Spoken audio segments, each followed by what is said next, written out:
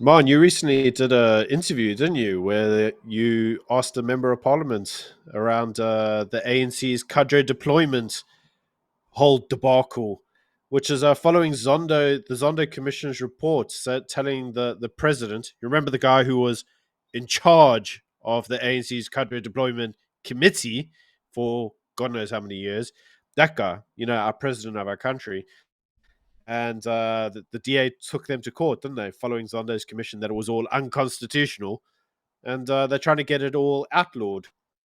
Yeah, indeed. So the Zondo Commission found that cadre deployment is unconstitutional because it doesn't allow the public service to be fair, objective, and free from political interference at the best of times. And the DA says, well, cadre deployment has been a problem since 1997 when it was adopted. I spoke to Leon Schreiber. I'll link it below for that 40-minute interview. It's well worth your time if you're interested in cadre deployment and the evils of cadre deployment at best. But interestingly, the president of our country, Cyril Ramaphosa, seems to be contradicting what Zondo has said because he says, according to him, the cadre deployment is not unlawful, nor is it unconstitutional, which is directly in contradiction to the finding of the Zondo Commission. Funny enough. So I really wonder what the president's game is here in terms of this, because Mm. Zondo is the chief justice of the country. He's a judge. He's experienced. He's well known, well liked, highly respected. And the president says, no, no, no. The ones who was implicated in cadre deployment says, no, no, no. Cadre deployment is not unconstitutional at all. And according to Ramaphosa, the biggest problem, well, not the biggest, but one of the problems is that it's not only the public sector that does deploy cadres, it's also the private sector as well. So therefore, it's not Yeah. unconstitutional.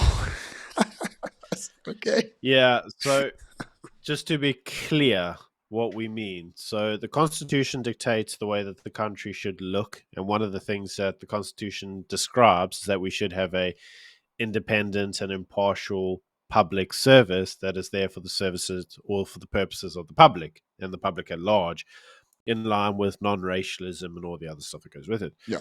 But there is a specific section of the Constitution which we can draw reference to, and that's section 197.3, which reads, no employee of the public service must be favored or prejudiced only because that person supports a particular political party or cause. So that's the section of the Constitution that everybody is saying cadre deployment basically, how should we say, goes against. And if you think about it, as because they support a political party. So that's what the Constitution says, and on that basis, yeah, it looks like they have broken the law, or the Constitution at least. Now, the president's response to this is Zonda's only just given their report. He's got until October, he says, to make recommendations to Parliament in terms of things that can be done to fix it. And the DA has preempted that at a case with the High Court to basically get cadre deployment deemed unconstitutional. So the government, specifically the president, was asked to respond to that case because now he obviously has to because it's on the rolls. Of course. And as part of that, he has defended it by saying, but it's kind of not unconstitutional and it's not unlawful, so we haven't done anything wrong. And that's where the problem's coming in. Now, he has to say that because if No, he of course he doesn't, does. But the he interesting kind of loses part case, right? in his affidavit, he says the very purpose of cadre deployment was to ensure the public service was aligned to the constitutional objective of transformation. And let us not forget, transformation is inherently an ANC ideological policy, right? The Constitution says, it doesn't say transformation of the Constitution. It says, equal rights for everyone. Let's try to ensure that, everyone has the basics done right. Everyone has the freedom to do what they wish within the limits of the law. It's not, we must bean count every single person and use a pencil test to determine their value to society or determine if they could be an employee of certain state-owned enterprises or the civil service. The ANC's view of transformation is literally quotas based on national demographics, right? Every single company, every single house, every single school needs to have 80% black, 4% white, 1% Indian, etc., solely for the demographics of the country. The Constitution doesn't say that. at all. In fact, the Constitutional Court has No. struck down various policies about strict racial quotas for things. They still do support the notion of transformation, but not the very strict notion of demographics of the country. So for Ramaphosa to say that cadre deployment was for the constitutional objective of transformation, he's not talking about that. He's talking about the ANC's version of what transformation is, which is not at all the same as the constitutional one. And then we know now, as we have known for a while, cadre deployment is nothing more than a cheap and evil attempt to make South Africa the ANC and South African and ANC policy to become South African policy. Like the difference between state and party is not that obvious to our president, it appears. It's not that obvious if you looked at general points in the streets. I mean, if you recall, even Yeah. around the time when we had the soccer World Cup, and we've had various other sport things going on in and around South Africa, there were various displays of ANC flags being flown through the city. They weren't the South African flags that were being flown, they were ANC colors. So the ANC themselves don't really understand the difference between what's the state and what's the ANC. And that's also evidence in line with some of the comments or the pronouncements that come out of the ANC stooges, such as the ANC will rule until Jesus comes back. And Yep. that's their plan. They want to be a one party state where you can't criticize them. I'm going to, for 1 second, step back and I'm going to defend the ANC, but only in the purposes of devil's advocate. Nothing more than devil's advocate. I'm not Right. saying I agree with them, I was just just about to to be say, clear. Byron's been captured. We can't trust him anymore. So you have to kind of look at it from the ANC's perspective. The ANC's perspective is that they took power in 1994 following the election, but all the levers of power were still in the hands of the National Party, the MP type appointees, whether they were public enterprises, whether they were state owned enterprises, whether they were judges. All the actual levers of power, the true levers of power, were still in the hands of the National Party. Mm-hmm. So the ANC's idea was we need to replace some of those people basically with outsiders who aren't NP puppets. And their solution was to replace them with people that they knew, hence where you got the kind of the origin of the cadre deployment type thing. People that I know and I trust, and I can put them in that position. But the problem is that the positions were filled not on the basis of meritocracy, based on my merit, or was based on who I knew, was the fact that I was a cadre. Yeah. But their original idea of transformation was to allow the power transition from the National Party to a democratic society. The problem is that obviously in the ANC's mindset, there wasn't anybody else that was of, let's call them people of color, that they could pick from, because everybody through the education system and anybody who had gone through like the should we say the apprenticeship system, or anybody that had kind of been educated, they all came from the National Party era. They were probably going to be white. So even if you transformed, you wouldn't transform. Yeah. So And the inherent irony, sorry to interrupt, how many ANC cadres in exile went to university? Quite a lot of them. If you look at the yeah, ministers quite a few. now, except for Becky Tede, like he's a nursery school teacher or something, but under Thabo Mbeki's presidency, if you look at, okay, they're all from like the University of Moscow or some other communist shithole university, but a A lot lot of of them them were, actually from London. Huh? and London as well, yeah, because the Brits were quite Yeah. anti-apartheid. But what you find is that a lot of the cadres deployed, especially within the executive, i.e., the minister and things like that, they actually were highly, highly educated, and it's no surprise that they chose their own people who were deemed to be much more educated than ordinary black South Africans, only because the ANC had the opportunities. They were forced through exile to find those opportunities for themselves. And also the Europeans and the white libs like took pity on them and said, yeah, come to educate yourself for free and all that sort of stuff. So it's not a stretch to say that, oh, we need educated people to have the constitutional objective of transformation through cadre deployment. Oh, wouldn't you believe it? The educated people are ANC members. It's like, yeah, of course. Like, it's a reasonable inference to draw because they had the opportunity to do that, whereas the ordinary black South Africa did not. Yeah, and so my point of drawing reference to the origin, if you will, of cadre deployment is that you may say, which the ANC will say, that the original notions of cadre deployment were noble. It was there to kind of transform South Africa from the National Party era under apartheid to a democratic society.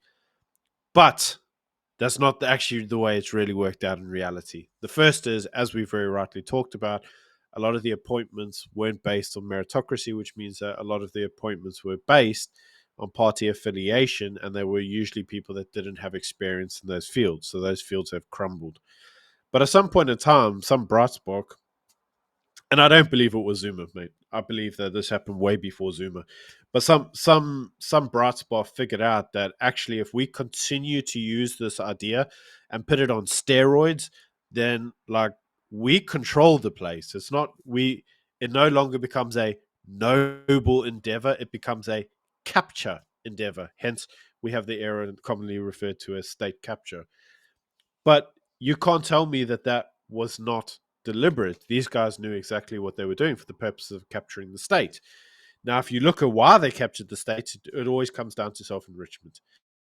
So you can't look at it as being like for the purposes of demographic change or democratic change. It was for the purposes of personal enrichment.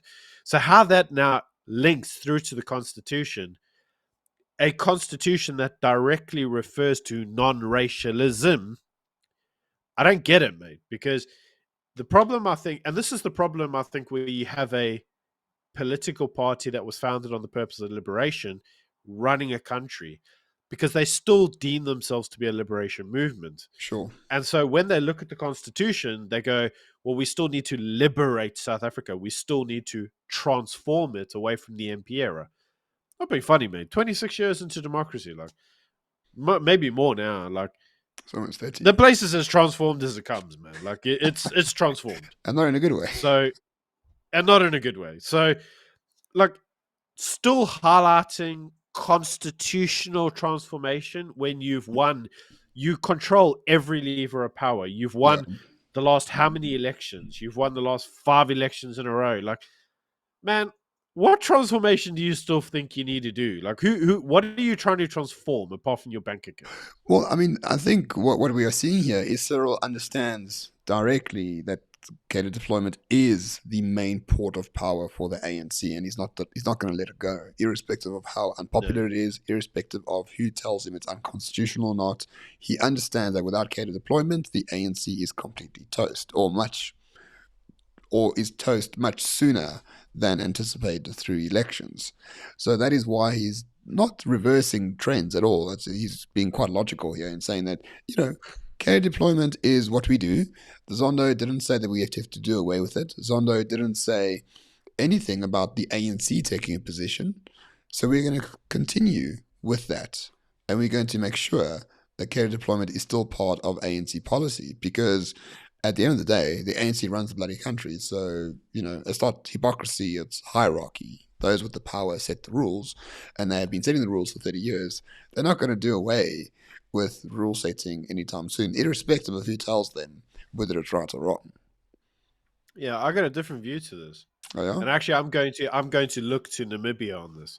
And that is, when that guy just won his election, the first thing he went into power as a new liberal party, the first liberal party in Africa, really. First thing he did is he went into all the heads of the army, all the heads of police, all the old stooges, and he fired all of them and he changed them, because he understood the same thing the ANC understood when they took power in 94. And that is, all the levers of power were controlled in the hands of the National Party. And whilst the ANC may have been in power, they weren't really in power, were they? The National Party still controlled all the levers of power.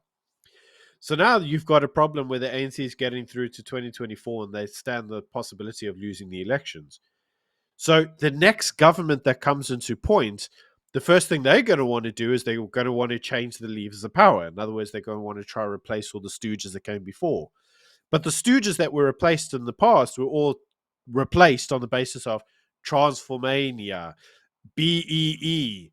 But I can't really cite BEE anymore, which means that those levers of powers are probably going to remain in place, aren't they? You're going to have to run their services out, and you're going to somehow have to force them out of office. So the reality of the situation is, if the DA can get cadre deployment deemed unconstitutional and deemed illegal. Every position that you could link to some form of cadre committee, you could almost deem that appointment to be null and invalid and unconstitutional. Which Indeed. means that if the DA get into power and they have that behind them, changing the levers of power and getting rid of all the old ANC stooges, easy. Super simple. We just tie it. Yeah, it's easy. They're going to drain the Otherwise, swamp. you're gonna have, they could drain the swamp. And that's Otherwise, exactly. you're gonna have to. Sorry, go ahead. Otherwise, you're gonna have to deal with the labor laws, and that's going to be massively a headache. And that's exactly what Leon Schreiber said in our interview. So I told him, assuming there's a coalition government in 2024 with the DA being a major part in that coalition, how are you going to drain the swamp, my friend? He says, well, you get rid of cadre deployment. Because once we have a judgment that says cadre deployment is legal, and we can go to every single director general, every single CEO of state-owned enterprises, every single mid-level manager all over the country and say, listen, your appointment was completely legal. Here's your name on the minutes of the deploy committee meetings, and you're only here because of the ANC. Off you go. Bye. We don't have to pay you. We don't have to retrench you. We don't have to do forecall. Your appointment is inherently illegal, and that is why the DA is pursuing this. Too late in my regard, in my personal view. But it is actually a very good fight for the DA to take on, because should they want to drain the swamp, the ANC swamp, should the DA be part of the coalition, drain the swamp, mate. This is the best way to do it. They're going to have to drain the swamp. But the problem is, without that being deemed there, you're going to have to go through the labor laws. Yeah. And that's going to be in performance reviews. It's going to be in putting people on suspension and paying them full salaries forever and a day. And fighting the unions, my friend. Jobs don't get done. How are you going to fight the unions over this? Well, we've covered that in a different video about the union striking. Exactly. This is the way to do it. And if you use Namibia as the blue point of what needs to be done, because that's what that guy did. I think it's Zambia you're referring to. Possibly. Where's the? No, doesn't matter. But the new president, and he's like quite a liberal kind of guy. Namibia has been ruled by SWAPO for the last 500 years or something, more 30 years. Yeah, is it Zambia? I thought it was Namibia. Oh, doesn't matter. But this is about South Africa. This isn't about some foreign shitty country somewhere else. The point is, if you take that as a blueprint, that's what's going to need to happen, and we're going to need to drain the swamp. But you can't drain the swamp unless there's legislative change. Yeah. And this is an easy way to do it. And that's why I'm saying, from my point of view, I don't think Cyril's going to let this go, because he knows that ANC is probably going to lose power in 2024. But if he gets to keep all of the appointees in terms of the levers of power, the ANC goes, but they don't really go. The ANC is still in power, but by the back door. Exactly. And they know that. And they can frustrate the coalition no end, which is what Donald Trump found out by not draining the swamp. That's why he's out of power. And the deep state. Exactly. Correct. Exactly. And now that's led him to all sorts of problems. So, we have our own deep state. Our own deep state just happens to be useless and expensive. But we still have our own deep state. So you're going to need to get rid of it. And the DA is not stupid, man. They know that. So they need to fight this, and they need to fight it even before Ramaphosa gets a chance to go to Parliament and say some bullshit. Because that's why I did the whole devil's advocate thing. They're going to claim it was for noble purposes. They're going to say we had to do this, no, of course, and we had to do it to get a representative country and to take it away and transform it into a constitutional democracy. That's what they're going to say, but that's not really what's happened in reality. And so now the consequences of it are meritocracy does not matter in terms of appointments. Yeah. Party politics matters. So I actually wanted to end it there because it's 19 minutes. But I think a very important point, which I spoke to Leon Schreiber about, by the way, interviews linked down below, is Leon, I'll tell him the question straight. If the country is as captured as you say it is, how can we trust the judiciary? How can we trust any state institution to go against the mandate imposed upon them by the ANC? His argument was, well, maybe they're not as hopefully they're not as captured as we think they are. And hopefully the judges still have some form of sincere belief in the Constitution as it is meant to be read. But if they don't do it now, within the next 2 years, try to do it when it's more captured than ever. It's going to be impossible. Yeah. And the captured process at the moment is going to be on steroids at the moment. because the ANC knows what the rest of us know, and that is 2024. You've got a tough time, and any capturing that you haven't done by then can be very difficult for you to do something different now. Yeah. So Yeah. I mean, just look at the public that protector, right? Captured yeah, asset of the so-called RET faction, completely impartial, or rather, completely partial in what she says. There's evidence in her impeachment hearings that she willingly didn't look at evidence that implicated Ace Bakashule in a few things and implicated a few things from the RET faction. And now they're trying to get rid of her. It's like a 3-year process for one person, one civil servant. Imagine trying to do this to judges or to director generals or whatever. uh, It's going to take 50 years. but let's not underestimate the consequence of that. And that is, we've done it on another video where the MPA is so now bankrupt that South Africa is potentially getting grey listed because the MPA is useless. So the consequences to the country while she's going through this whole suspension thing, which, man, I can't even remember when this all started. It's been such a long time. And it's gone through committee on committee and suspension and parliament. And this is just a hearing. She hasn't even been suspended yet or, fired basically for her job. It's going to be years before this is concluded. And in that time, there's services that the country needs to perform that aren't going to get performed.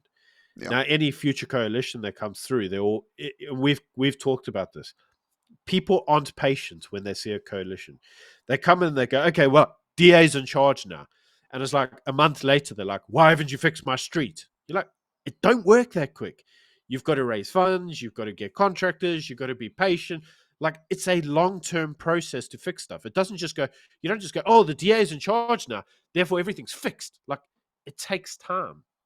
And if your time is made even longer because it's frustrated by the appointees that came before, the chances are that that coalition may crumble quite quickly yeah, because people lose patience with them. They're like, right, we gave you a chance, but you've done nothing.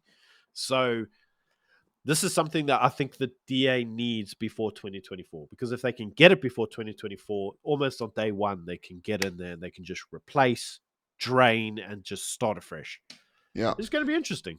It's very important for them to do so, but the ANC are hanging on with everything they have. So we'll see where this goes in time to come. But essentially, the president gave Zondo the middle finger, and he's going to defend this to the hilt and back and implicate more people in the capture as much as possible before the inevitable election loss. Because if the ANC loses an election, that's one thing. But if the ANC loses the public sector, that's an entirely different thing. And they know that the latter is far more important. Then the ANC's gone. From history, they're gone. Like, Yeah, nobody will even, they'll remember them as a bad footnote on the bottom of a page. Like, that will be the death note. yeah, I know this video is going over time, but there is a one other area of this that I suppose we could kind of review just for 1 second, and that sure. is, what is the personal implications to Cyril directly as being the head of that committee if that process is deemed to be unconstitutional and illegal? Does that possibly implicate him in illegal activity? Oh, And what hugely, does that spell for him? You know, hugely. Under his watch as the chairperson of the committee, they fucked up ESCOM. They ruined Transnet. They ruined the public protector. They ruined how many things under Jacob Zuma's second term. He was responsible for deploying people during that period of time. He is as responsible for country capture and state capture as much as anyone else. All the guilty parties in the Zondo Commission who are ANC members were deployed by Jacob Zuma. I mean, were deployed by Cyril Ramaphosa himself under his leadership. so now if that process is now deemed to be illegal, he potentially faces criminal sanctions. Yeah, So if you were him, I'd probably give Zonda the middle finger too, and just like hold my breeches and hope for the best, man. Like, yeah, there's no good solution here for him. yeah. So And I know we're really going over time, but the guy is almost a dollar billionaire.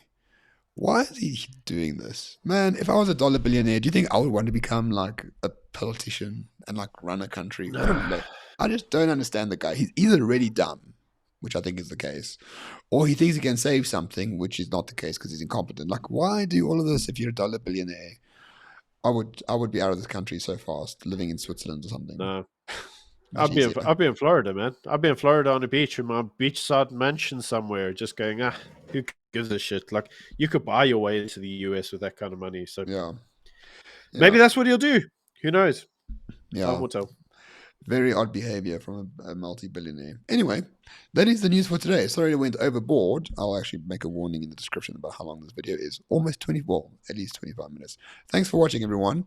And we'll see you very soon, no doubt. Have a good one. Cheers. Cheers.